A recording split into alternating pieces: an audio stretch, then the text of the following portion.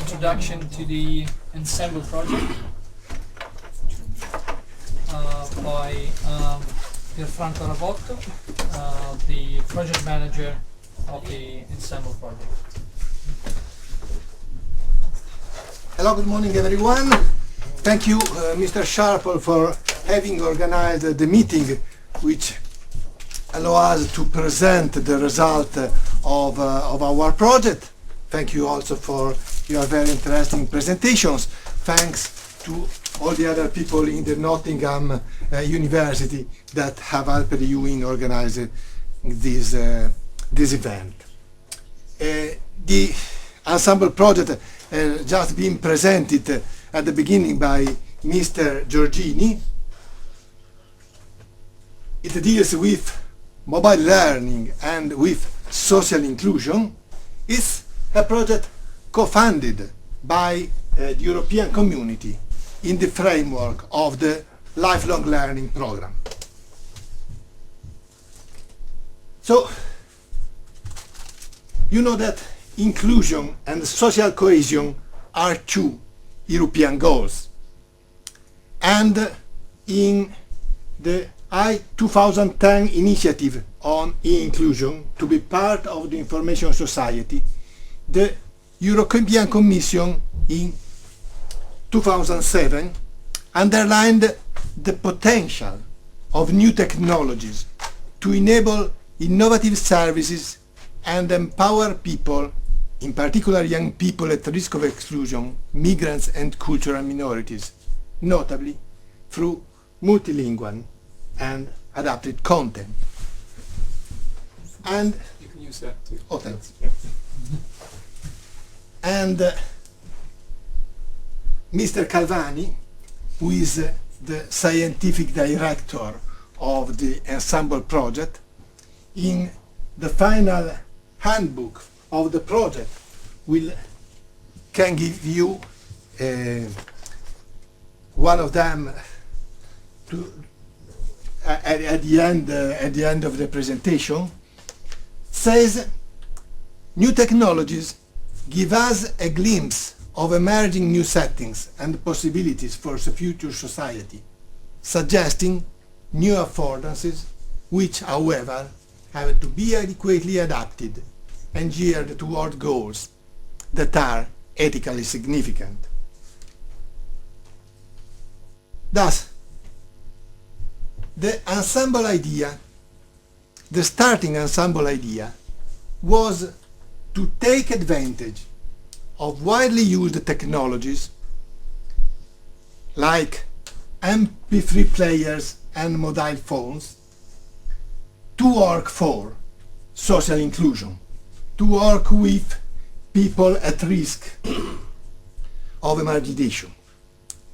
And the idea was also to test out teaching methods and communication formats suitable for these tools and for the target we choose for the project, that are first generation migrants, generally adults, and second generation migrants, generally young people.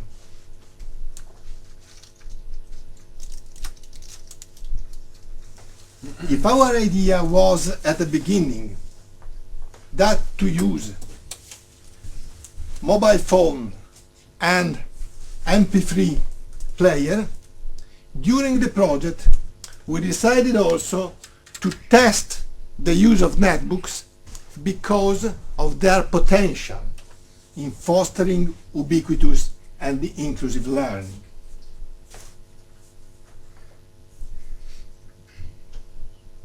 Having this starting idea, we moved from two experiences already performed in Evelyn and in Prato.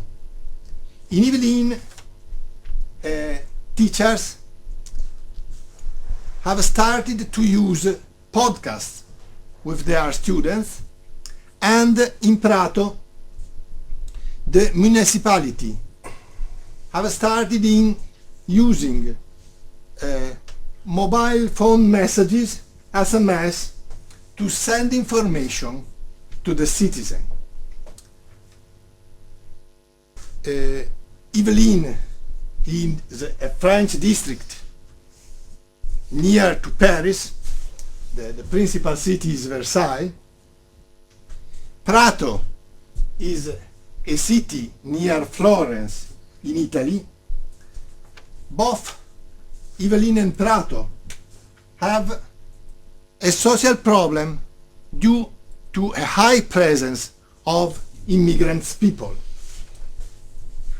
So the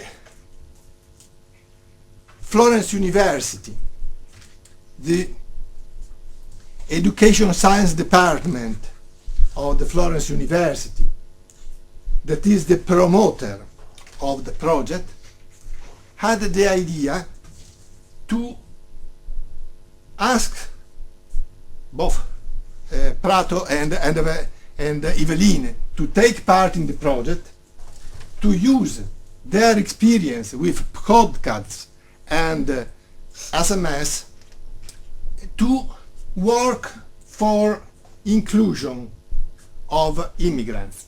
So we invited the Conseil Général des Yvelines and the CRDP, which is an organization of teachers, and the Prato municipality to take part in the project, and then we asked to Giunti Labs UK to help us in the project as a technological partner for the developing of the content. So I said before that our target is young people and adults. At the starting of the project, we decided to concentrate particularly on students and on their parents. Students of 13, 16 age, both in Prato and in Yvelines. There are classes in which there is a very high percentage of migrants people. So we have chosen two classes of this in this condition.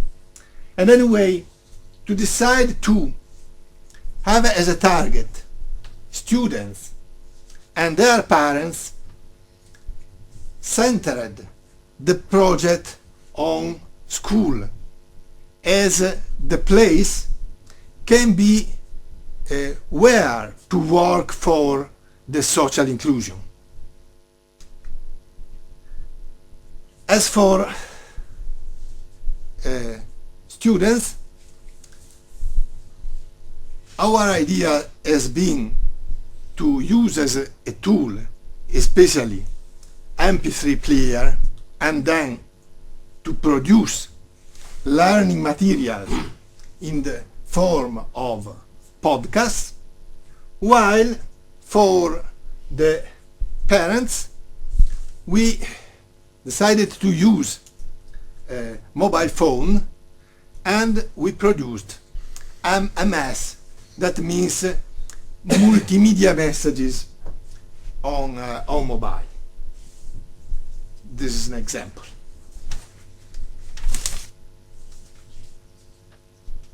But not only this tool, we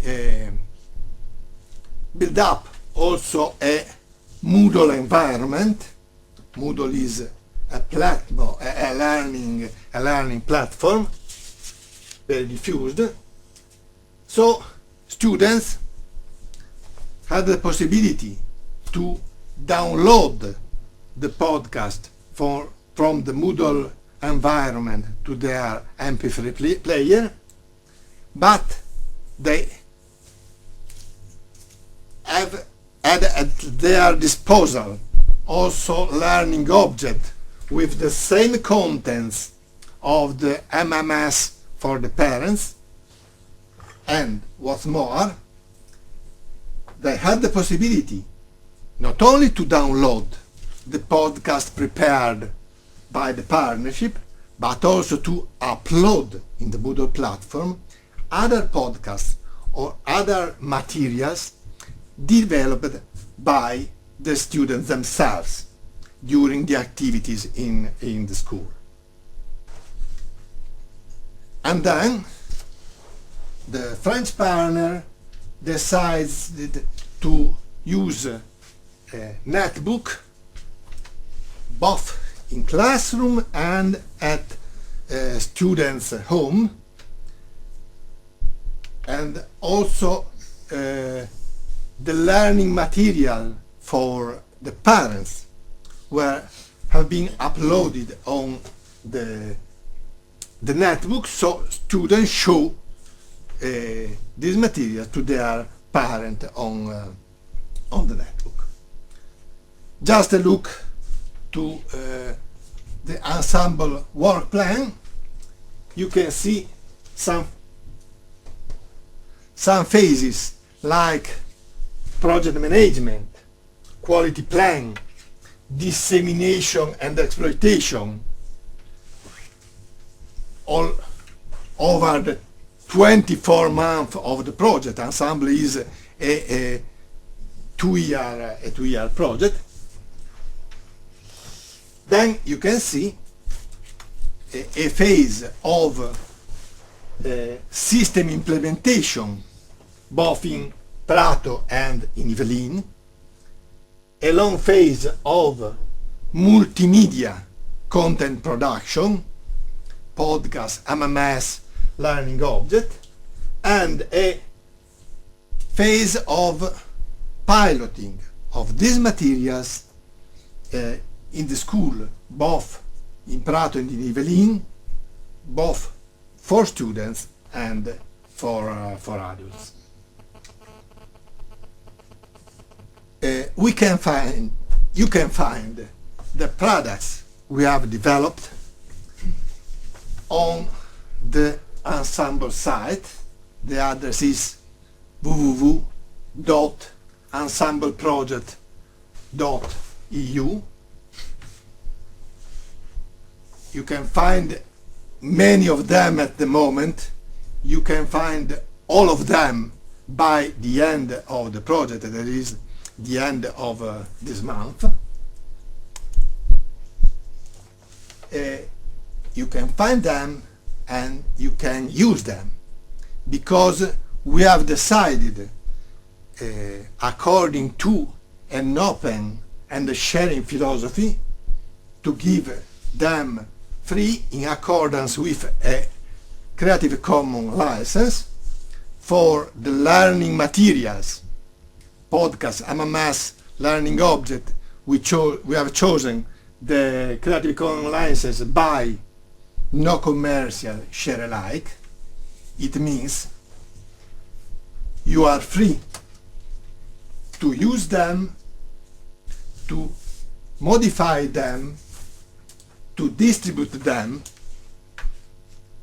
in accordance with, to cite the original producer, that means the Ensemble project, and to leave on your modified results the same license for other people. That means other people have to be free to use what you have modified. Non-commercial means you are free to do this and this and this, but not for commercial purposes.